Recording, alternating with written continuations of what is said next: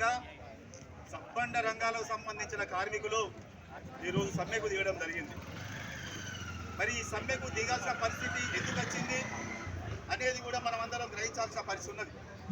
ఈడ ఇవాళ స్కీములలో పనిచేస్తున్న వర్కర్స్ ఉన్నారు, ఆశా ఉన్నారు, అంగన్వాడీ ఉన్నారు, మధ్యాహ్న భోజన కార్మికులు ఉన్నారు, అలాగే అసంఘటిత రంగ కార్మికులు, హమాలీ కార్మికులు ఉన్నారు, మరి హాస్పిటల్లో పనిచేసే థర్డ్ పార్టీ కాంట్రాక్ట్ ఎంప్లాయీస్ ఉన్నారు, అలాగే రైతాంగం ఉన్నారు, మరి ఇంకా అనేకమైన మున్సిపాలిటీ కార్మికులు, గ్రామ పంచాయతీ కార్మికులు, ఇలా చెప్పుకుంటూ పోతే అనేక రంగాలకు సంబంధించిన స్కావెంజర్స్ లాంటి వాళ్ళు చాలామంది కార్మికులు ఈరోజు ప్రభుత్వ రంగంలో పనిచేస్తూ ఉన్నారు. కానీ మరి ప్రభుత్వ రంగంలో పనిచేస్తున్నప్పటికీ ప్రైవేటు వ్యక్తుల ద్వారా ఈరోజు కాంట్రాక్ట్ ఎంప్లాయీస్గా గుర్తించి 6,000, 3,000, 8,000 వేతనాలతోనే ఈరోజు పనిచేస్తూ ఉన్నారు.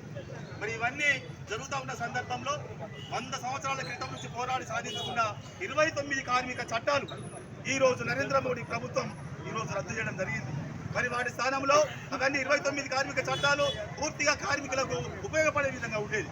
మరి ఇలా కార్మికులకు ఉపయోగపడే కార్మిక చట్టాలన్నింటినీ కూడా రద్దు చేసి మరి ఈరోజు కార్పొరేట్ యాజమాన్యాలకు, అంబానీకో, ఆదానికో, ఇంకా టాటా వాళ్ళకో, బిర్లా వాళ్ళకో, ఎవరికో ఒకరికి తాకట్టు పెట్టే విధంగా కార్మిక చట్టాలకు 29 చట్టాలను ఈరోజు కుదించి 4 కోట్లుగా మార్చడం జరిగింది. మరి 4 కోట్లుగా మార్చిన తర్వాత ఈరోజు కార్మికులంతా రోడ్డు మీద పడే పరిస్థితి వస్తూ ఉంది. ఈ సమ్మె చేసే పరిస్థితి ఉండదు.